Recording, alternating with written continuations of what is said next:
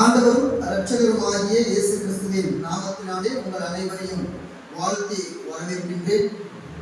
இந்த நாளிலும் தேவனுடைய வார்த்தையை உங்கள் மத்தியிலே பகிர்ந்து கொள்ளும்படியாக தேவனாகிய கர்த்தர் அருளின இந்த அற்புதமான தருணத்திற்காக முதலாவது தேவனுக்கு என்னுடைய நன்றியை ஸ்தோத்திரங்களை ஏறெடுக்கின்றேன். நாம் வாசித்த வேத பகுதியை நாம் திருப்பி வைத்துக் கொள்வோம். ஏசாயா தீர்க்கதரிசன புஸ்தகம் 46ஆம் அதிகாரம் வசனம் 10வது வசனத்தை ஒருவர் வாசியுங்கள்.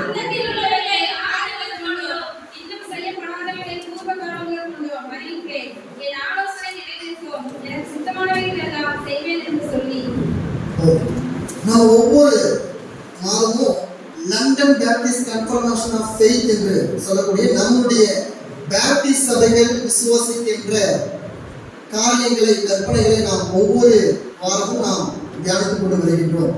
அவ்விதமாக கடந்த நாட்களிலே நம்ம இந்த லண்டன் பேப்டிஸ்ட் விசுவாச பிரமாணத்திலிருந்து 2 விதமான காரியங்களை நாம் கற்றுக்கொள்ள தேவனாகிய கர்த்தர் நமக்கு கிருபை அளித்திருந்தார். முதலாவது தேவனுடைய பரிசுத்த வேத வசனங்கள் என்பதை நாம தியானித்தோம். இரண்டாவதாக தேவனுடைய பரிசுத்த திருத்துவம் என்பதை குறித்து நாம் கடந்த நாட்கள்ல நாம் தியானித்தோம். இன்றைய தினத்துல மூன்றாவதாக இருக்கின்ற தேவனுடைய தீர்மானம் அல்லது தேவனுடைய கட்டளை என்கின்ற தலைப்பின் கீழாக நாம் இன்று தியானத்தை மேற்கொள்ள இருக்கின்றோம். தியானத்திற்குள்ளாக நாம் கடந்து செல்வதற்கு முன்பதாக ஒரு சிறு காரியத்தை உங்கள் மத்தியிலே நான் சொல்ல ஆசைப்படுகின்றேன். மெத்தடிஸ்ட் திருச்சபையின் ஃபவுண்டர், மெத்தடிஸ்ட் சபையை ஏற்படுத்தின ஃபவுண்டர் ஜான் வெஸ்லி அவர்கள் ஒரு முறை செய்தியாளர்களுடன் சந்திக்கும் பொழுது செய்தியாளர்கள் அவர்கிட்ட அநேக கேள்விகளை கேட்டிருந்தாங்க. அநேக விதமான முரண்பாடான கேள்விகள் எல்லாம் அவர்கிட்ட கேட்டாங்க. அப்படி ஒரு செய்தியாளர் என்ன செஞ்சாரா, ஜான் வெஸ்லி கிட்ட ஒரு வினோதமான ஒரு கேள்வியை கேட்டார். அப்படி என்ன கேள்வி அவர் கேட்டாருன்னு சொன்னா, தேவன் தான் உலகத்தை படைச்சாரு, தேவன் தான் பூமியை உண்டாக்குனாரு, தேவன் தான் மனுஷனை படைச்சாருன்னு சொல்லிக்கிற நீங்க அந்த தேவன் உலகத்தை உண்டாக்குவதற்கு முன்பதாக என்ன செய்துட்டு இருந்தாருன்னு உங்களுக்கு தெரியுமா அப்படின்னு ஒரு கேள்வி கேட்டாராம். உடனே அங்க இருந்து எல்லா கூட்டமும் மிகுந்த ஒரு அமைதிக்குள்ளாக இருந்தது. ஆனா ஜான் வெஸ்லி கொஞ்சம் கூட யோசிக்காம அவர் என்ன சொன்னாங்கன்னா, தேவன் இந்த உலகத்தை பூமியெல்லாம் உண்டாக்குறதுக்கு முன்னாடி ஒரு குச்சை எடுத்து ரொம்ப கூர்மையா அதை சீவிட்டு இருந்தாராம். யாரா இப்படி யாராவது இந்த கேள்வி இந்த மாதிரி கேட்டாங்கன்னா அவனை வாயிலே குத்துறதுக்கு இந்த குச்சியை அவர் சீவிட்டு இருந்தாருன்னு சொல்லி ஒரு நகைச்சுவையான ஒரு பதிலை அவர் கூறினாராம். இப்படிப்பட்ட கேள்விகள் அந்த செய்தியாளருக்கு மட்டுமல்ல, நம்மிலும் விசுவாசிகளாகிய நமக்கும் அநேக நேரங்களில் இப்படிப்பட்ட கேள்விகள் நமக்கு எழுப்புகின்ற வகையில் இருக்கிறது. வேதங்களை நாம் வாசிக்கிறோம், வேதங்களை வாசிக்கும் பொழுது நமக்கு ஏராளமான கேள்விகள், குழப்பங்கள் நமக்கு ஏற்படுகின்றது. அப்படி பார்க்கும் பொழுது இந்த தேவனுடைய தீர்மானம், தேவனுடைய கட்டளை குறித்த காரியங்களை, சத்தியங்களை நாம் கவனிக்கும் பொழுதும் தியானிக்கும் பொழுதும் நமக்கும் அநேக விதமான கேள்விகள் எழும்பும், அநேக விதமான காரியங்கள் நமக்கு உண்டாகும். ஏன் தேவன் இதெல்லாம் அனுமதிக்கிறாரு? தேவன் தான் எல்லாம் அறிந்தவராச்சே, தேவனுக்கு தான் எல்லாமே தெரியுமே, ஏன் இப்படி அனுமதிக்கணும்? ஏன் அவர் இப்படி நடக்காம பார்க்கிறாரு? இந்த நாத்திகவாதிகள் எல்லாம் பொதுவான குற்றச்சாட்டுகள் என்ன கொடுப்பாங்க சொன்னா, தேவன் தான் எல்லாமே தெரிந்தவராச்சே, கடவுளுக்கு எல்லாமே தெரியும்ல, ஒரு விஷயம் நடக்கும் போவதற்கு முன்பதாகவே அவர் முன்கூட்டி எல்லாத்தையும் அறிந்தவராச்சே, ஏன் அவர் இப்படிப்பட்ட சுனாமிகள் ஏற்படும் பொழுது, பூகம்பங்கள் ஏற்படும் பொழுது, நிலச்சரிவுகள் ஏற்படும் பொழுது, பெரும் வெள்ளங்கள் ஏற்படும் பொழுது ஏன் தேவன் இதை அனுமதிக்கிறார்? தேவன் இரக்கமுள்ளவர் என்று சொல்லுகிறீங்க, தேவன் அன்புள்ளவர் என்று சொல்லுகிறீங்க, தேவன் மிகவும் தயவுள்ளவர் என்று சொல்லுகின்ற நீங்கள் இப்படிப்பட்ட வினோதமான ஆபத்தான மனுகுலத்தை அணுகின்ற காரியங்கள் நடக்க ஏன் தேவன் அனுமதிக்கின்றார்? தேவனுக்கு அது முன்கூட்டியே தெரியும் அல்லவா, அதை தேவன் நிறுத்தலாம் அல்லவா என்று சொல்லி அநேக காரியங்கள்ல அநேகர்கள், கிறிஸ்தவர்களுமே அநேகர்கள் இப்படிப்பட்ட கேள்வி கேட்கிறாங்க. ஆனால் நன்கு புரிந்து கொள்ள வேண்டும், தேவன் வேதத்தின்படி நாம் பார்க்கும் பொழுது தேவன் எல்லாவற்றையும் முன்கூட்டியே வகுத்தவர், அவர் எல்லாவற்றையும் முன்கூட்டியே திட்டமிடுகின்றவர். நாளைக்கு என்ன நடக்கும் என்பது கிடையாது. இதுக்கு பின்னாடி, இதுக்கு வருகின்றதுக்கு பின்னாடி 1000, 2000, 3000 ஆண்டுகளுக்கு முன்பு என்ன நடக்க வேண்டும், எதை செய்ய வேண்டும் என்று சொல்லி இந்த உலகம் உருவாக்கப்படுவதற்கு முன்பதாகவே அவர் எல்லாவற்றையும் தீர்மானம் செய்தவர், அவர் எல்லாவற்றையும் வகுத்தவர் என்பதை நாம் மறந்துவிடக் கூடாது. மனிதனுடைய அறிவுக்கு கிட்டத்தட்ட கடந்த நாட்கள் நான் ஒரு காணொலியை பார்த்தேன். ஒரு வீடியோல 3 விதமான காரியங்களை சொல்லியிருந்தாங்க. ஒருவேளை நீங்க 2060 வரைக்கும் நீங்க உயிரோடு இருந்தீங்கன்னு சொன்னா, அப்போ 2060ல பூமியை நோக்கி ஒரு பெரிய ஒரு எரிக்கல் வரும். அது பூமியை மோதாது, அது பூமியை விட்டு அந்த வழியை விட்டு கடந்து போகும். அதை உங்களுடைய வெறும் கண்களாக நீங்க பார்க்கலாம். 2060 ஜூன் 24ஆம் தேதி நீங்கள் அதை பார்க்க முடியும். அதே சமயம் 2026ஆம் ஆண்டு ஒரு மிகப்பெரிய வால் நட்சத்திரம் அது பூமிக்கு அருகாமையில வருகின்றது. அதை நீங்கள் வெறும் கண்களாக பார்க்க முடியும் என்று சொல்லி நடக்க போகின்ற காரியங்களை மனிதனுடைய அறிவு, மனிதனுடைய விஞ்ஞானம் இவ்வளவு வழிவகுத்து முடியும் போது, தேவன் இந்த உலகம் உண்டாக்கப்படுவதற்கு முன்பதாகவே எல்லாவற்றையும் அறிந்தவர் என்பதை நாம் மறந்துவிடக் கூடாது. மனிதனுக்கு கொடுக்கப்பட்ட அறிவு வெறும் 7 அறிவுகள் தான். இந்த 6 அறிவுகளை கொண்டு அவன் ஒவ்வொரு முறையும் அவன் எவ்விதமாக செயல்பட வேண்டும், அவன் என்னெல்லாம் கண்டுபிடிக்கணுங்கிறத மனிதன் திட்டமிடுகின்றான். ஆனால் மனிதன் பார்த்தீங்கன்னா தேவனுடைய படைப்புகள்ல மிகவும் ஒரு சிறு பகுதியா இருக்கின்றான், ஒரு சின்ன துகளாக இருக்கின்றான். அப்படிப்பட்ட ஒரு சின்ன துகளாக, ஒரு சின்ன தூசாக இருக்கின்ற ஒரு மனிதன் தேவனுடைய தீர்மானங்களையும் தேவனுடைய கட்டளைகளையும் ஏற்பதற்கும், தேவனுடைய தீர்மானங்கள் அவர்களுடைய வாழ்க்கையை நடப்பதற்கும் அவன் விரும்புவது கிடையாது. இன்றைய தினத்துல நாம் தேவன் எப்படி அவருடைய தீர்மானங்களையும் அவருடைய கட்டளைகளையும் நம்முடைய வாழ்க்கையை நிறைவேற்றிக் கொண்டிருக்கின்றார், மனிதன் அதை எவ்விதமாக புறக்கணிக்கின்றார் என்பதை பார்ப்போம். இந்த தேவனுடைய தீர்மானம் என்கின்ற தலைப்புல 2 வித காரியங்கள் அடங்கும். அது இந்த தேவனுடைய தீர்மானம் என்பது மிகப்பெரிய ஒரு டாபிக். அதனால இதனை நான் 2 செய்தியாக கொடுக்க நான் ஆசைப்படுகின்றேன். இன்றைய தினத்துல நாம முதல் பாகத்தை நாம் தேவனுடைய தீர்மானம் என்றால் என்ன, அது எப்படியெல்லாம் நடைபெறுகின்றது, எப்படியெல்லாம் தேவன் நிகழ்த்து கொண்டிருக்கின்றார், மனிதன் அதற்கு எவ்விதமாக தடையாக இருக்கின்றான் என்பதை குறித்தும், 2வது வருகின்ற நாட்கள்ல இந்த தேவனுடைய தீர்மானத்துல தான் நம்முடைய மிகப்பெரிய ஒரு நம்முடைய சத்தியமாக இருக்கின்ற முன்குறிக்கப்பட்டவர்களுக்கான ரட்சிப்பு என்பது அடங்கி இருக்கிறது. எனவே அதை தனியாக ஒரு செய்தியாக நான் கொடுக்க ஆசைப்படுகின்றேன். முதலாவதாக நாம் தெரிந்து கொள்ள வேண்டும், நம்முடைய தேவன் எல்லாவற்றையும் அறிந்தவர். He knows everything in the world. அவருக்கு எல்லாமே தெரியும், எல்லாவற்றையும் அறிந்தவர். வாசிங்க அப்போஸ்தலர் நடவடிக்கைகள் வசனம் 15ஆம் அதிகாரம் வசனம் 18 வாசிங்க. அப்போஸ்தலர் 15ஆம் அதிகாரம் யூரோப் வாசிங்க. உலக தோற்றம் முதல் தேவனுக்கு நம்முடைய கிரியைகள் எல்லாம் தெரிந்திருக்கின்றது. அப்பாக இந்த உலகம் உண்டாக்கப்படுவதற்கு முன்பதாகவே தேவன் எல்லாவற்றையும் தெரிந்திருக்கின்றார், எல்லாவற்றையும் அவர் அறிந்து ஆராய்ந்து வைத்திருக்கின்றார் என்பதை நாம மறந்துவிடக் கூடாது. நம்ம வாசித்த சங்கீத பகுதியை நாம் திரும்பிக் கொள்வோம். அதுல 139ஆம் சங்கீதத்துல நம்ம 1-6 வசனங்களை வாசிங்க.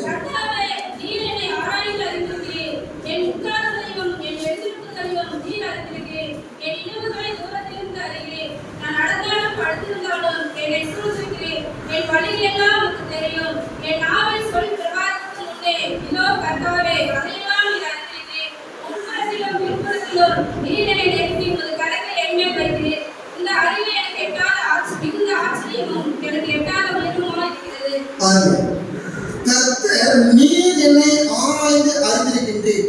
தேவன் நம்மை ஒவ்வொருவரையும் அவர் ஆராய்ந்து அறிந்திருக்கின்றார். அவர் நம்மை குறித்து எதையும் தெரியாத தேவன் என்று நினைக்கக்கூடாது. அவருடைய படைப்பு ஒரு சின்ன துகளாக இருக்கின்ற நம்ம அவர் ஆராய்ந்து அறிந்திருக்கின்றார். நம்முடைய உட்கார்தலையும் எழுந்திருப்பதையும் கூட தேவன் அறிந்திருக்கின்றார். நம்முடைய நினைவுகளை தூரத்திலிருந்து அவர் அறிந்து கொண்டிருக்கின்றார். நாம் படுத்திருந்தாலும் கூட எழுந்திருந்தாலும் கூட நம்மை சுற்றி என்ன நடந்து கொண்டிருக்கின்றது, நம்முடைய சிந்தனையில் என்ன ஓடிக்கொண்டிருக்கின்றது. இப்ப இங்க அமர்ந்திருக்கின்ற நீங்கள், நான் விசுவாசிக்கிறேன், நீங்க எல்லாம் தேவனுடைய செய்தியை ரொம்ப ஆர்வமாக பயபக்தியோடு கேட்டுக்கொண்டிருக்கிறீர்கள் என்று சொல்லி நான் விசுவாசிக்கிறேன். விசுவாசத்தோடு உங்களை பார்க்கிறேன், ஆனால் உங்களுடைய நினைவுகளை என்ன ஓடிக்கொண்டிருப்பதை நான் அறிந்திருக்க முடியாது. ஏன்னா மனிதனாகி எனக்கு அவ்விதப்பட்ட வினோதமான அறிவு எனக்கு கொடுக்கப்படவில்லை. என்னதான் நாம மனதத்துவம் படித்திருந்தாலும், மன ரீதியாக அநேக விதமான படிப்புகளை படித்தாலும், முழுமையாக ஒரு மனிதன் என்ன நினைவுகளை வைத்துக் கொண்டிருக்கிறான், அவன் நினைவுகள் என்ன ஓடிக்கொண்டிருக்கிறது, அவன் இறுதியத்தில் என்ன நினைக்கிறான், அவன் இறுதியத்தில் எதை குறித்து யோசித்துட்டு இருக்கிறாங்கிறத ஒருவராலும் கண்டறிய முடியாத ஒன்று. ஆனால் தேவ வசனம் சொல்லுகின்றது, தேவன் நம்முடைய நினைவுகளை ஆராய்ந்து அறிந்திருக்கின்றார்.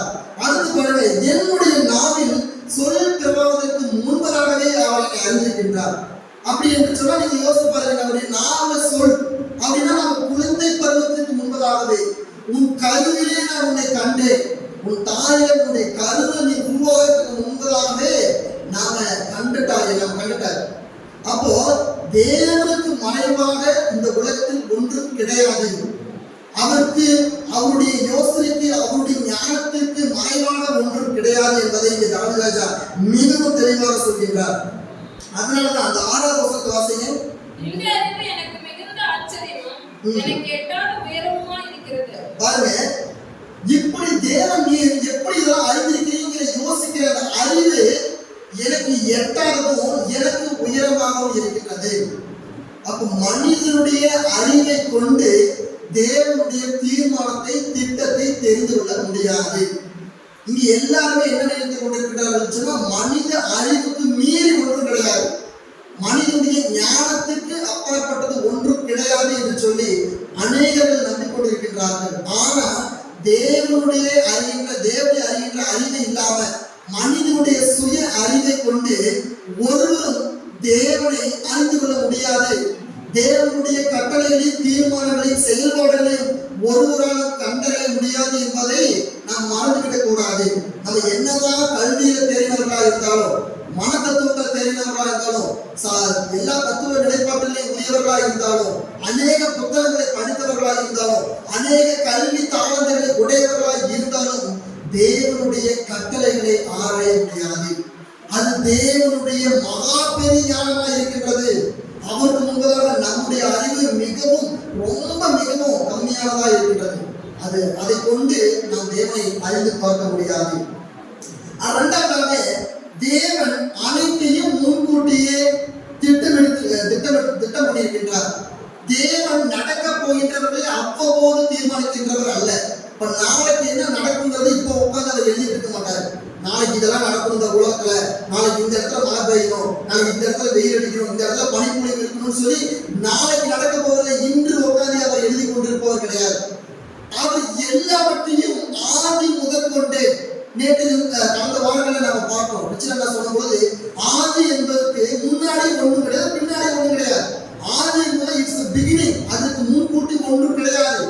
அந்த ஆதியிலே தேவன் உலகத்தை, பூமியை சிருஷ்டித்தார் அப்படின்னு பார்க்கும் பொழுது, அந்த பூமியை சிருஷ்டிக்கப்படுவதற்கு முன்பதாகவே தேவன் இந்த பூமியில என்னென்னலாம் நடக்கணும், எதெல்லாம் மனிதர்கள் செய்யணும், என்னெல்லாம் மனிதன் செய்யக்கூடாது, மனிதனுக்கு என்னெல்லாம் நேரிடும், உலகத்துல என்னெல்லாம் நேரிடும், எந்த ஆண்டு யுத்தம் வரும், எந்த ஆண்டு ஒரு ராஜ்யத்துக்கு விரோதமாக இன்னொரு ராஜ்யம் எழுவும், எந்த ஆண்டு இந்த இடத்துல கடுமையான வெயில் வரும், எந்த ஆண்டு இந்த இடத்துல மழைப்பொழிவு வரும்னு சொல்லி எல்லாவற்றையும் தேவன் மிகவும் தெளிவாக துல்லியமாக திட்டம் பண்ணியிருக்கின்றார். வாசிங்க, ரோமர் 8:28 வாசிங்க. அன்றியும் அவருடைய தீர்மானத்தின்படி அழைக்கப்பட்டவர்களாய் தேவனிடத்தில் அன்பு கூறுகிறவர்களுக்கு சகலமும் நன்மைக்கு எதுவாக நடக்கிறது என்று அறிந்திருக்கிறோம். பாருங்க, அன்றியும் தேவனுடைய தீர்மானத்தின்படி அழைக்கப்பட்டவர்களாய் நடக்கின்றவர்களுக்கு எல்லாம் நன்மைக்கு ஏதுவாக நடக்கின்றது. அப்போ நன்கு புரிந்து கொள்ளுங்க, தேவனுடைய தீர்மானத்தின்படிதான் நாமளும் அழைக்கப்பட்டிருக்கின்றோம். நம்மளுடைய அழைப்பும் தேவனுடைய தீர்மானத்தை சார்ந்ததாக இருக்கின்றது, தேவனுடைய கட்டளையை சார்ந்ததாக இருக்கின்றது. அவருடைய தீர்மானம் இல்லாமல் நீங்கள் நானும் அவரை அறிந்திருக்க முடியாது. அப்ப நாம் தேவனை அறிவையே அவருடைய தீர்மானத்தை கொண்டு நாம் பெற்றுக்கொள்கின்றோம் என்று சொல்லி வேதம் சொல்கிறது. அதே போல எபேசியர் 2:10 ஒருவர் வாசிங்கள்.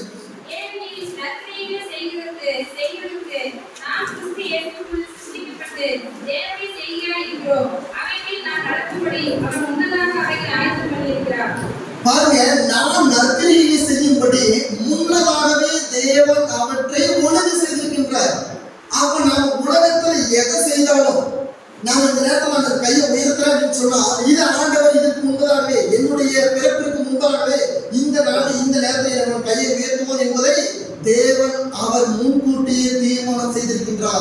அவர் முன்கூட்டியே கட்டளையை வகுத்து வைத்திருக்கின்றார். அவருடைய அதிகாரத்தின்படிதான் ஒவ்வொன்றும் உலகத்தில் நடந்து கொண்டிருக்கின்றது. அவருடைய தீர்மானத்தின்படிதான் உலகத்தில் இன்றளவும் நடந்து கொண்டிருக்கின்றது. உலகத்தில் இந்த ராஜ்யத்துக்கு இவர்கள் தான் பிரதான தலைவர்களாக இருக்க முடியும். இந்த ராஜ்யத்தை இவர்கள் தான் ஆளுகை செய்ய வேண்டும். இந்த இடங்களில் இவர்கள் தான் ஆளுகை பெற வேண்டும். அவர்கள் தான் அரசனை ஏற வேண்டும் என்று சொல்லி தேவன் எல்லாவற்றையும் அவருடைய தீர்மானத்தினால அவர் செய்து முடித்திருக்கின்றார். அதே போல எரேமியா தீர்க்கதரிசன புத்தகம் 29ஆம் அதிகாரம் வசனம் 11 ஒருத்தர் வாசிங்க. நீங்கள் எதிர்பார்த்திருக்கும் முடிவை உங்களுக்கு கொடுக்கும்படிக்கு நான் உங்கள் பேரில் நினைத்திருக்கிற நினைவுகளை அறிவேன் என்று கர்த்தர் சொல்கிறார். அவைகள் தீமைக்கல்ல, சமாதானத்துக்கு எதிரான நினைவுகளே. பாருங்க, நீங்கள் எதிர்பார்த்திருக்கின்ற நினைவை உங்களுக்கு தர வேண்டும் என்று சொல்லி நான் உங்களுக்கு முன்பதாகவே அதனை நான் செய்திருக்கின்றேன். நீங்கள் எதிர்பார்த்திருக்கும் முடிவை உங்களுக்கு கொடுக்கும்படிக்கு நான் உங்கள் பேரில் நினைத்திருக்கிற நினைவுகளை அறிவேன் என்று கர்த்தர் சொல்லுகின்றார். அப்ப பாருங்க, நாம என்ன எதிர்பார்க்கிறோங்கிறத கூட தேவன் முன்கூட்டியே ஆராய்ந்து அறிந்து வைத்திருக்கின்றார். அவர் முன்கூட்டியே தெரிந்திருக்கின்றார். அப்போ இப்படி பார்க்கும் பொழுது தேவன் எல்லாவற்றையும் அவருடைய சுய சித்தத்தினாலும் சுய கிருபையினாலும் அவருடைய மகிமைக்கு ஏதுவாக அவர் எல்லாவற்றையும் தீர்மானம் பண்ணியிருக்கிறார் என்பதை நாம் மறந்துவிடக் கூடாது. மூன்றாவதாக தேவனுடைய அறிவும் மனிதனுடைய அறிவும் தேவனுடைய தீர்மானம் எப்படி ஒப்பிடப்படுகின்றது என்பதை நாம் பார்ப்போம். வாசிங்க ரோமர் 11ஆம் அதிகாரம் வசனம் 33 35 உள்ள வசனங்கள். தேவனுடைய ஐஸ்வர்யம், ஞானம், அறிவு என்பவைகளின் ஆழம் எவ்வளவாய் இருக்கிறது. அவருடைய நியாய தீர்ப்புகள் அளவிடப்படாதவைகள், அவருடைய வழிகள் ஆராயப்படாதவைகள். கர்த்தருடைய சிந்தையை அறிந்தவன் யார்? அவருக்கு ஆலோசனைக்காரனாக இருந்தவன் யார்? தனக்கு பதில் கிடைக்கும்படிக்கு முந்தி அவருக்கு ஒன்றை கொடுத்தவன் யார்? சகலமும் அவராலும் அவர் மூலமாயும் அவருக்காகவும் இருக்கிறது. அவருக்கே என்றைக்கும் மகிமை உண்டாதாக. மனிதனுடைய அறிவும் தேவனுடைய தீர்மானமும் எப்படி வேறுபடுகின்றது என்பதை பாருங்க.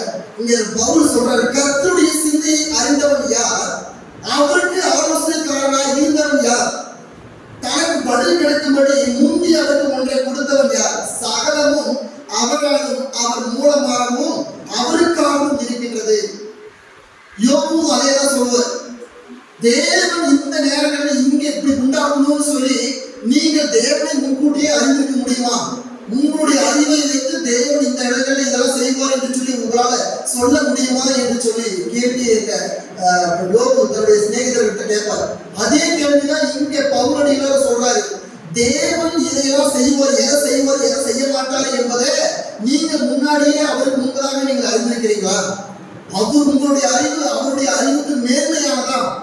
நீங்கள் அவருக்கு நிகரானவர்களா என்று சொல்லி அந்த கேள்வியை அவர் எடுக்கின்றார். அதே போல நீதிமொழிகள் 19ஆம் அதிகாரம் வசனம் 21 வாசிங்க.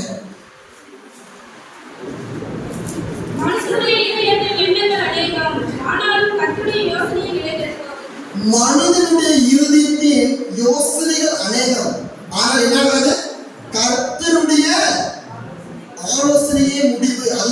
அதுதான் நடக்கும்.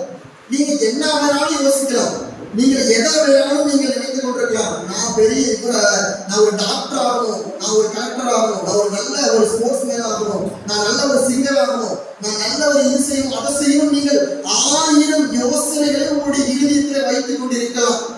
ஆனா தேவன் எதை கொடுக்கணும், எதை தீர்மானம் உங்களுக்காக பண்ணியிருக்கின்றாரோ அதை என்ன செய்வாரு? கொடுப்பார். தேவன் எதை உங்களுக்கு தர வேண்டும் என்று சொல்லி அவர் முன்கூட்டியே தீர்மானம் செய்திருந்தாரோ அதுதான் உங்களுக்கு வந்து அடையும். நீங்கள் அநேக விதமான யோசனைகளுக்குள்ளாக இருக்கலாம், அநேக விதமான எதிர்பார்ப்புக்குள்ளாக இருக்கலாம். நாம இதை செஞ்சிடலாம், அதை செஞ்சிடலாம், அப்படி பண்ணிடலாம், இப்படி பண்ணிடலாம், அநேக விதமான திட்டங்களை தீர்மானம் நீங்கள் உண்டு பண்ணலாம். ஆனால் உங்களுடைய இருதயத்தின் யோசனைகள் அநேகமாக இருந்தாலும் தேவனுடைய யோசனையே நிறைவேற்றும். தேவனுடைய அவருடைய தீர்மானமே உங்களுடைய வாழ்க்கையில் நடைபெறும் என்பதை நீங்கள் மறந்துவிடக் கூடாது. தேவன் எவ்விதமாக அவருடைய தீர்மானத்தை நம்முடைய வாழ்க்கையில நிறைவேற்றிக் கொண்டிருக்கிறார் என்று சொல்லி பார்க்கும் பொழுது தேவன் அவர் நிகழப் போகின்ற அவர் நடத்த போகின்ற எல்லாவற்றையும் சுதந்திரமாகவும் மாறாகவும் பூரணமான ஞானத்தினாலும் சுய சித்தத்தினாலும் பரிசுத்த ஆலோசனையினாலும் அவர் செய்கின்றார். பாருங்க, தேவன் அவருடைய தீர்மானத்தை எப்படிதான் செய்யறாரு? சுதந்திரமாக செய்கின்றார். அவர் யாருக்கும் பர்மிஷன் வாங்கணும் அவசியமே கிடையாது. இப்போ ஒரு நிறுவனத்துக்குள்ளாக நீங்கள் வேலை செய்திருக்கும் பொழுது, அல்லது ஒரு தலைமைக்கு கீழாக நீங்கள் இருக்கும் பொழுது, நீங்கள் எதை செய்தாலும் அந்த அவர்களுடைய அதிகாரிகள் மேல் அதிகாரிகளிடம் ஒப்புதல் வாங்கிவிட்டு நீங்கள் அதை என்ன செய்ய முடியும்? செய்யும். நீங்க ஸ்கூல்ல லீவ் எடுக்கணும், என்ன பண்ண முடியும்? நீங்கள் இஷ்டத்துக்கு எடுக்க முடியுமா? என்ன செய்யணும்? லீவ் லெட்டர் எழுதணும், அதுல பேரண்ட் சிக்னேச்சர் போடணும், அது நம்ம டீச்சர் அனுமதிச்சாதான் நமக்கு லீவு. அதே போலதான் நம்ம ஒரு இடத்துல லீவு போடணும்னாலும் அது தேவையான காரியங்களை நம்ம செய்யணும். நம்ம ஒரே விஷயம் நம்ம செய்யறதுக்கு நம்ம இவ்வளவு விதமான நிலைப்பாட்டுக்குள்ளாக நம்ம கடந்து வரும் பொழுது, ஆனால் தேவனுக்கு அப்படி கிடையாது. தேவன் எல்லாவற்றையும் சுதந்திரமாக செய்கின்றவர். அவர் யாருக்கிட்டையும் ஒப்புதல் வாங்கணும் அவசியம் இல்லை. அவருக்கு மேன்மையானவர்கள் என்று சொல்லி யாரும் கிடையாது. அவருக்கு மேன்மையானவர்கள் இவர்கிட்ட போயிட்டு தான் அவர் ஒரு விஷயத்தை செய்யவும் கிடையாது. அவர் நினைத்தாலே அது நம்முடைய வாழ்க்கையில் நடைபெறுகின்றதா இருக்கின்றது. இரண்டாவது, அவர் மாறாமல் எல்லாவற்றையும் செய்கின்றார். முழுமையாக அவர் எல்லாவற்றையும் அவர் மாறாமல் செய்கின்றார். அவர் குறைபாடோடு செய்வது கிடையாது. அவர் ஒரு விஷயத்தை இப்ப ஒரு காலத்துல செய்துட்டு அதே விஷயத்தை இன்னொரு காலத்துக்கு ஏற்ப மாற்றம் செய்கின்றவர் கிடையாது. அதுதான் ஏசாயா 46:10 மீண்டும் வாசிங்க.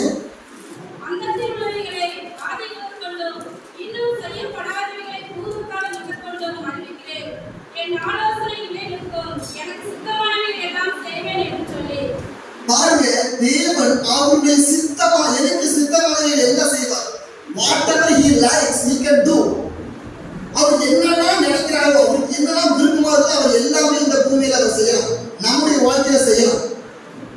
அவருக்கு அதிகாரம் இருக்குது, அவருடைய சுய சித்தம் இருக்கின்றது, அவருக்கு சுதந்திரம் இருக்கின்றது, அவருக்கு அதிகாரம் கொடுக்கப்பட்டிருக்கின்றது. நீங்க ஏன் இப்படி செஞ்சீங்கன்னு சொல்லி ஆண்டவரை யாரும் கேள்வி கேட்க மாட்டாங்க. ஆண்டவருக்கு யாரும் ஆலோசனைகள் கொடுக்கிறவர் கிடையாது. ஆண்டவருக்கு யாரும் அதிகாரத்தை கொடுக்கின்றவர் கிடையாது. அவரே அதிகாரத்துக்குரிய தேவன். அவர் மூலமாகவே அதிகாரம் கொடுக்கப்படுகின்றது. அவரே ஆளுகை செய்கின்ற இடத்திலே இருக்கின்றார். அவருக்கு மேல ஒருவரும் கிடையாது என்பதை நாம் மறந்துவிடக்கூடாது. மூன்றாவதாக, அவர் பூர்ணமாக எல்லாவற்றையும் செய்கின்றார். அவர் முழுமையாக பரிபூர்ணமாக எல்லாவற்றையும் செய்கின்றார். நிறை குறைகள் இல்லாமல் இல்லை. ஒரு இடத்துல ஒரு விஷயத்தை அதிகமா செய்துட்டு இன்னொரு இடத்துல கம்மியா செய்கின்றவர் கிடையாது. அவர் கிடையாது. ஒரு இடங்கள்ல மேன்மையானதை செய்துட்டு இன்னொரு இடங்கள்ல தாழ்மையானதை செய்வதற்கிறவர் நம்முடைய தேவன் கிடையாது. அவர் நிகழ்த்துகின்ற அவருடைய தீர்மானமானது அவருக்கு பரிபூர்ணமாக நடக்கின்றதாய் இருக்கின்றது. அப்ப அவருடைய தீர்மானம் நம்முடைய வாழ்க்கையில பரிபூர்ணமாய் நடந்து கொண்டு வருகின்றது. அடுத்ததாக, அவர் அவருடைய ஞானத்தை கொண்டு எல்லாவற்றையும் செய்து வருகின்றார். அவருடைய தீர்மானத்தை நம்முடைய வாழ்க்கையில் இந்த பிரபஞ்சத்தில் அவர் அவருடைய ஞானத்தினாலே செய்து வருகின்றார். வாசிங்க, எபேசியர் 1:11 வாசிங்க.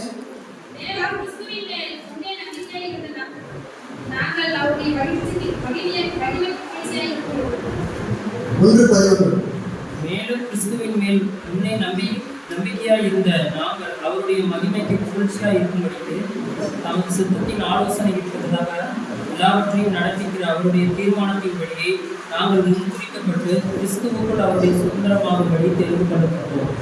பாருங்க, அவருடைய சுய சித்தத்தின் பற்றிதான் நாம் என்ன பண்ணிருக்கிறோம்? முன்குறிக்கப்பட்டிருக்கிறோம்.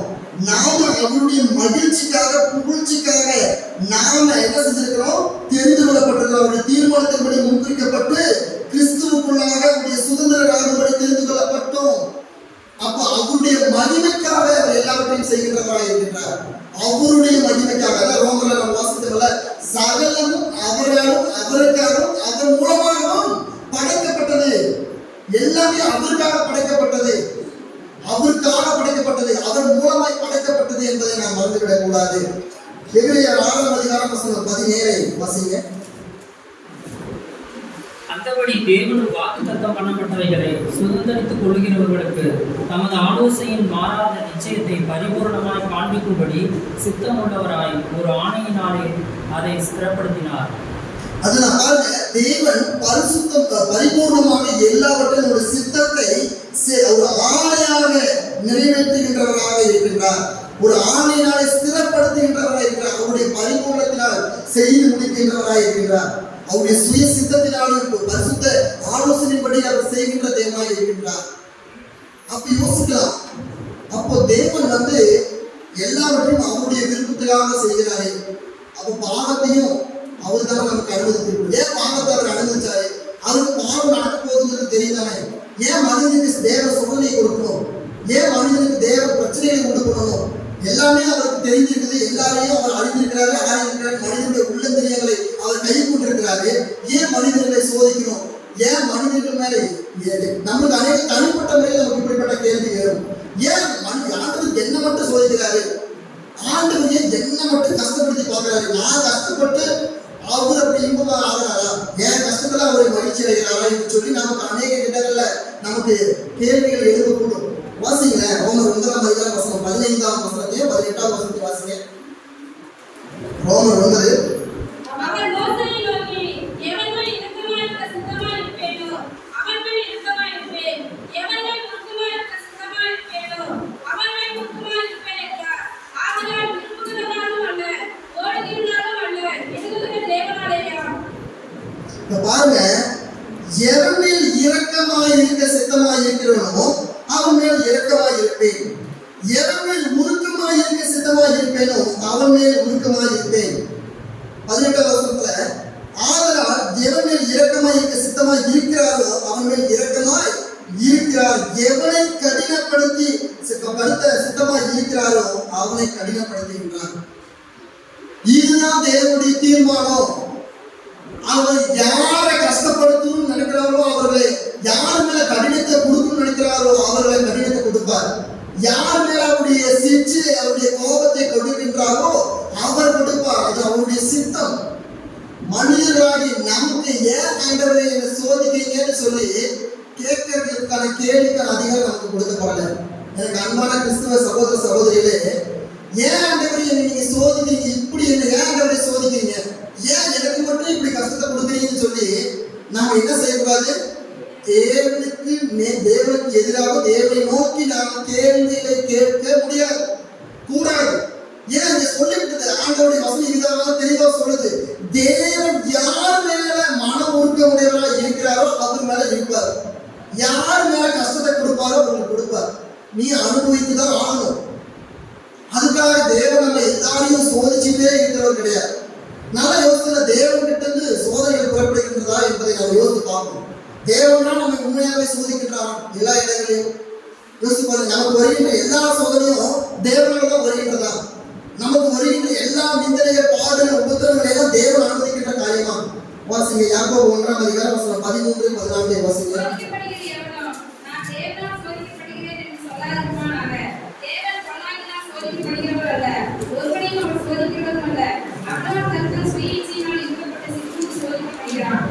பாருங்க, சோதிக்கப்படுகின்றவன் எவனோ நான் தேவனாலே சோதிக்கப்படுகிறேன் என்று சொல்லாமல் இருக்க கடவன்.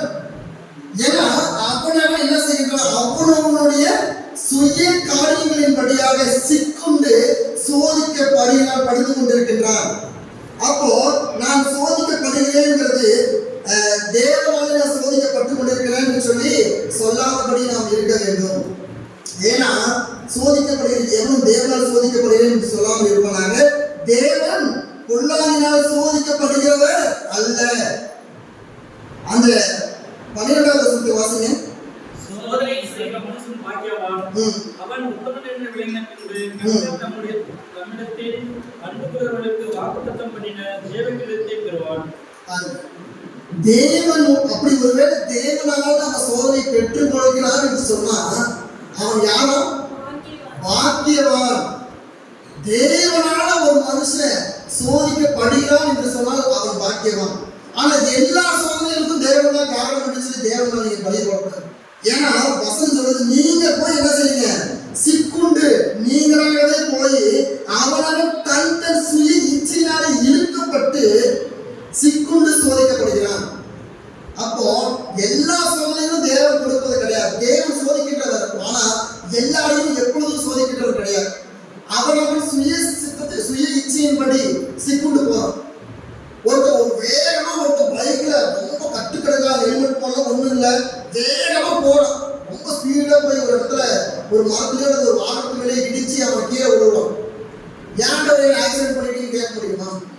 அவனுடைய மீறுதலினால, அவனுடைய கவனக்குறைவினால அவனுக்கு அப்படிப்பட்ட ஒரு விபத்து ஏற்படும் பொழுது அவன் தேவன் மேல பலியை போடும்போது கூட இங்க அநேகம் செய்வது அப்படிதான். நம்ம எல்லாம் செஞ்சிருது, நம்ம எல்லாம் பண்ணிட்டு ஏன் ஆண்டவரே இப்படி பண்ணிட்டீங்கிறது, ஏன் ஆண்டவர் நம்ம கிட்ட தேங்காய் போறாரு அப்படிங்கிற ஒரு தைரியம் நமக்கு இல்லைங்களா? ஆனா உண்மையாகவே ஆண்டவர் மூலமாய் வருகின்ற சோதனை நமக்கு பாக்கியமானது. ஆபிரகாமை தேவன் சோதித்தார், அது அவனுக்கு ஆசீர்வாதமாய் மாறினது. யோசேப்பை ஆண்டவர் சோதித்தார், யோபுவை ஆண்டவர் சோதித்தார், தாவீதை ஆண்டவர் சோதித்தார். ஆனால் எல்லாம் அவர்களுக்கு ஆசீர்வாதமாய் மாறினது. ஆனால் மனிதனுடைய எல்லாருக்கும் நெருங்குகின்ற சோதனை எல்லாம் தேவனாலதான் வருதுன்னு சொல்லி நம்ம சொல்வது கூடாத காரியம். 1 யோவான் 1:5 வாசிங்க. இயேசுவானவர் தேவனுடைய குமாரன் என்றும் 1 யோவான் 1:5 இது நாங்கள் அவரிடத்தில் கேட்டு உங்களுக்கு அறிவிக்கிற விசேஷமாயிருக்கிறது. பாருங்க, தேவனிடத்துல ஒரு இருளும் இல்லை. அவர்கிட்ட தேவன் ஒளியா இருக்கிறார், அவரில் எவ்வளவு இருள் இல்லை. தேவன் எப்படியா இருக்கிறார்? ஒளியா இருக்கிறார். அவரிடத்துல ஒரு சிறு துளி கூட இடம் கிடையாது, இருள் இல்லை. அவர் முழுமையினாக வெளிச்சமாக இருக்கின்றார், வெளிச்சத்தின் அதிபதியாக அவர் திகழ்கின்றார். அப்போ வெளிச்சத்தின் அதிபதியாக இருக்கின்ற தேவனிடத்துல சுத்தமாக இருள் இல்லை. அப்போ அவரு மனிதர்களை வேறுமே சோதிக்கிற அளவுக்கு அவர் என்ன பண்ண மாட்டாரு. அவ்வளவு கடினமான தேவன் கிடையாது. அவர் மன உருக்கமுள்ள தேவன், அவர் இரக்கமுள்ள தேவன். இல்லைன்னு சொன்னா நாம பண்ற அக்குறும்புகளுக்கு, நாம பண்ற பாவங்களுக்கு ஆண்டவர் என்னைக்கும் பழைய ஏற்பாட்டு தேவனாக இருந்தால் தான் எல்லாருக்கும் பல்லுக்கு பல் கண்ணுக்கு கண் தான். நாம் பண்ற பாவங்கள், நாம தேவனுக்கு முன்பாக செய்கின்ற அக்கிரமங்கள் அது மிகவும் பெரிதாக இருக்கின்றது. பழைய ஏற்பாடு எல்லா இடத்துலையும் பாருங்க, தேவன் ஒரு வாதைகளை, தேவன் ஒரு பிரச்சனைகளை உண்டு பண்ணும் பொழுது அங்க என்ன போட்டிருக்கும் முன்னாடி, அவர்களுடைய செயல்கள் தேவனுடைய மூர்க்க குணத்தை தூண்டினது. அவர்கள் தேவனுக்கு விரோதமாக செய்து கொண்டிருந்தால் தேவன் தன்னுடைய கோபாக்னியை அவர்கள் மேல் அனுப்பினார். தேவன் அவர்கள் மேல கோபாக்னியை அனுப்ப திட்டமிட்டிருந்தார் என்று சொல்லி போடப்பட்டிருக்கின்றது. பாருங்க, நம்முடைய மூலங்கள், நம்முடைய தேவனுக்கு விரோதமாக செய்கின்ற எல்லாவித அக்கிரமங்கள், கொண்டாட காரியங்கள் தேவனுக்கு இன்றளவு மூலத்தையும் அவருடைய கோபத்தை தூண்டி விடுகின்றதாக தான் இருக்குது. ஆனாலும் கூட என்னுடைய மகன், என்னுடைய மகள் ஒரு வாய்ப்பு கொடுப்போம், அவர்கள் மாற்றிக்கொள்வார்கள் என்று சொல்லி தொடர்ந்து தொடர்ந்து தொடர்ந்து ஆண்டவர் நம்முடைய அக்கிரமங்களை, பாவங்களை மன்னித்து மன்னித்து நமக்கு கிருபையாக நமக்கு கொடுத்துட்டு இருக்கிறார். ஆனால் நாம அதை மிகவும் அலட்சியப்படுத்திக் கொண்டிருக்கின்றோம். தேவனுடைய காரியங்கள் ஏற்ற வேலைகளிலே எல்லா இடங்களிலும் நேர்த்தியாக செய்யப்படுகின்றது. தேவனுடைய தீர்மானம் எல்லா இடங்களிலும் பரிபூர்ணமாகவும் நேர்த்தியாகவும் அவர் முன்குறித்த காலங்களில் நடைபெற்றுக் கொண்டிருக்கின்றது என்பதை மறந்துவிடக்கூடாது. வாசிங்க, ரோமர் 9:9-12 வாசிங்க.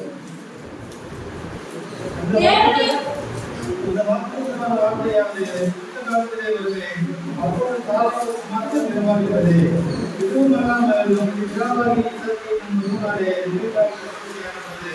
பிள்ளைகளின் செல்வமானது நடுவின் தீர்வை கொண்டு தயாரித்து தேவனுடைய எதிர்ப்பு பணியுடைய அவருடைய தீர்மானம் நிறைவேற்றாமல் அனைவராக நிலைப்படுத்தி உத்தமனிலும் கூறி செய்வார் என்று அவர்.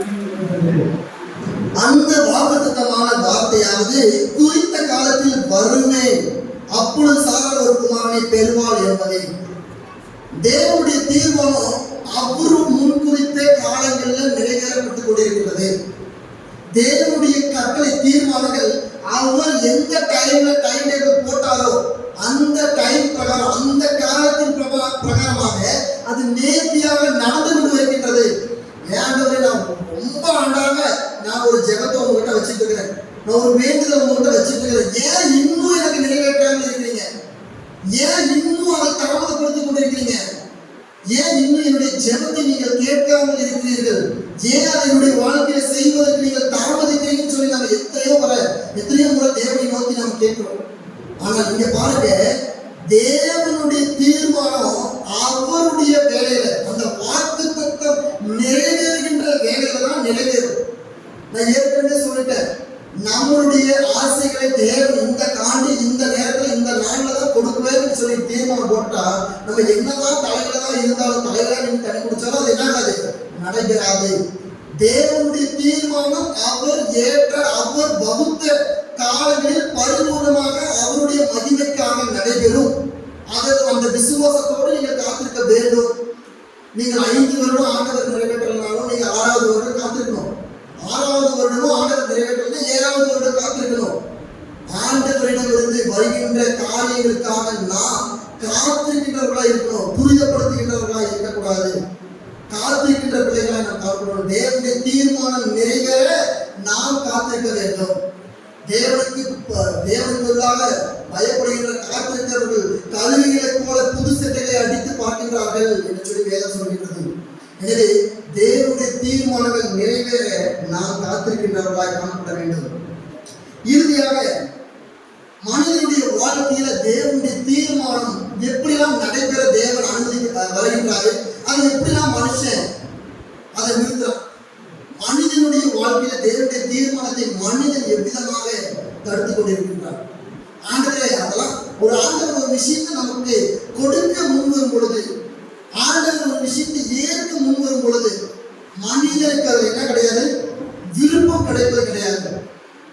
ஆண்டவரே, இந்த வருடம் எப்படியாவது நான் இதை செய்திருக்கணும்னு நினைக்கிறேன் அப்படின்னு சொல்லி சுய பலத்தினாலும் சுய சித்தத்தினாலும் ஓடிக்கொள்றான். ஆனால் தேவன் என்ன செய்யறாங்க, தடுக்கிறார். இல்லை, அதற்கான தேவை இன்னும் வரவில்லை. என்னுடைய தீர்மானம் நிறைவேற இது காலம் அல்ல.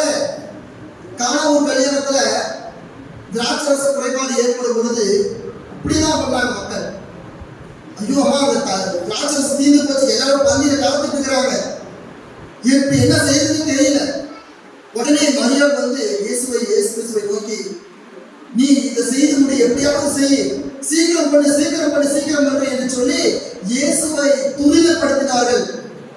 ஆனால் இயேசு கிறிஸ்து என்ன சொன்னாரு, என்னுடைய வேலை இன்னும் வரவில்லை, நான் செய்வதற்கென்று நான் செய்ய போகின்ற காரியத்துக்கான வேலை இன்னும் வரவில்லை.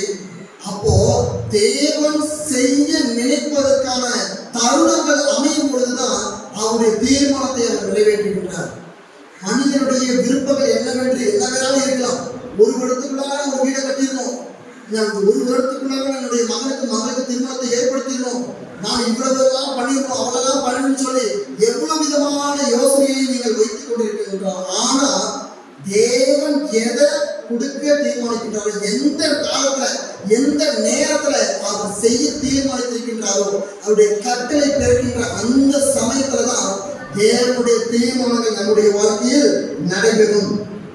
மனிதன் சுய அறிவை கொண்டு தேவனுடைய தீர்மானத்தை ஒப்பிடுகின்றான். மனிதனுடைய சுய அறிவு, வெறும் ஆணர் அறிவை கொண்டு மனிதன் தேவனுடைய காரியங்களை அவன் என்ன செய்திருக்கிறான், அற்பமாக எண்ணிக்கொண்டிருக்கிறான்.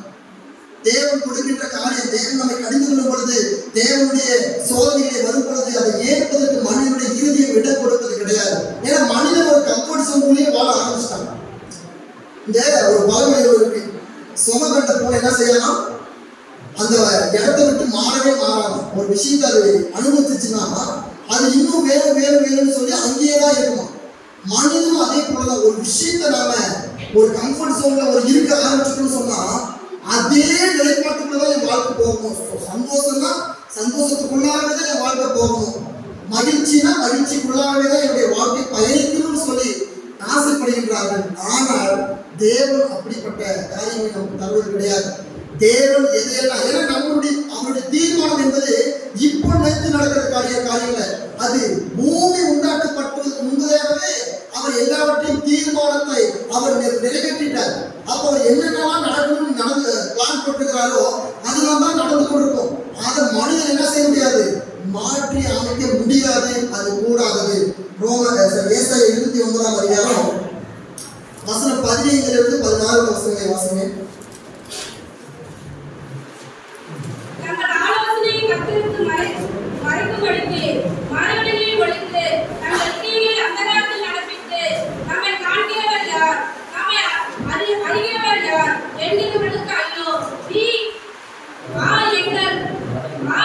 எவ்வளவு மாறுபாடுள்ளவர்கள்,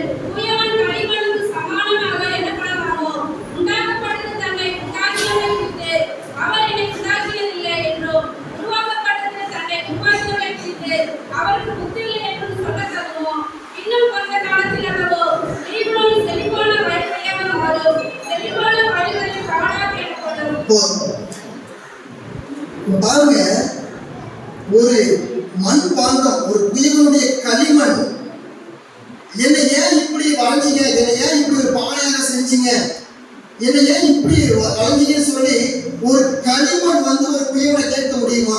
அப்படி கேட்டால் அது நீதியாக எண்ணப்படுமா? அதே போலதான் நாம பரிசுத்த தேவனுடைய கரங்களில் இருக்கின்ற களிமண், தேவனை நம்முடைய குயவனாக இருக்கின்றார்.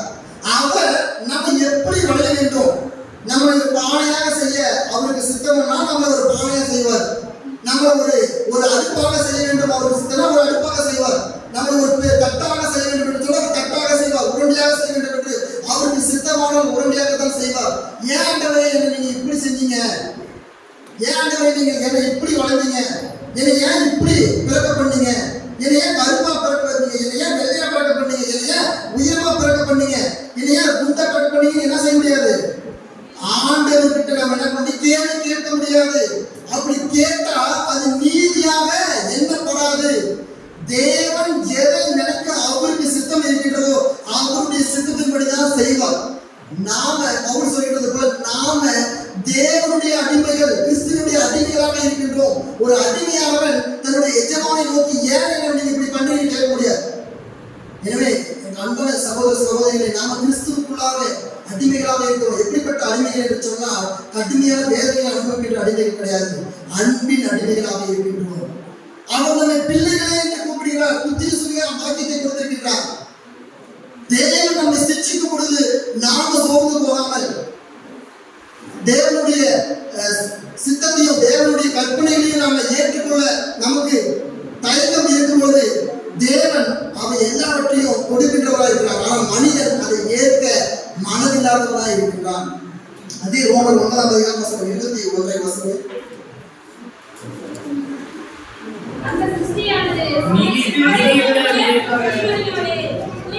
பாத்திரத்தை கனமான காரியத்துக்கும் ஒரு பாத்திரத்தை கனவீனமான காரியத்துக்கும் பண்ணுகிறதுக்கு மனிதன் அவனுக்கு அதிகாரம் இல்லையோ? பாருங்க, ஒரு பாத்திரத்தை கனமானதாகவும் ஒரு பாத்திரத்தை கனவீனமாகவும் மாற்றுவதற்கு அந்த குயவனுக்கு என்ன பண்றது? அதிகாரம் உண்டு. அந்த களிமண்ணின் மேல அந்த குயவனுக்கு அதிகாரமானது கொடுக்கப்பட்டிருக்கிறது. அந்த களிமண் போய் என்ன பண்ணாது? ஒரு கம்ப்ளைண்ட் பண்ணாது.